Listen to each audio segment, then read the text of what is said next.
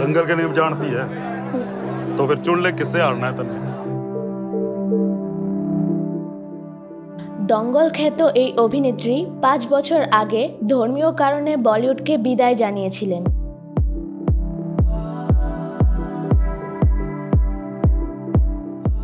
তখন তিনি জানিয়েছিলেন তার ধর্মীয় বিশ্বাসের সঙ্গে অভিনয় জীবনের সংঘাত তৈরি হয়েছে, তাই তিনি গ্ল্যামার জগৎ থেকে সরে যাচ্ছেন। সেই সিদ্ধান্তের পর থেকেই ধীরে ধীরে আড়ালে চলে যান জাইরা।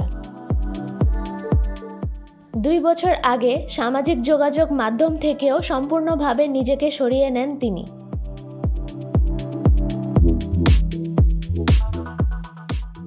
তবে সম্প্রতি তিনি ইনস্টাগ্রামে ফিরে এসে চমক দেন ভক্তদের।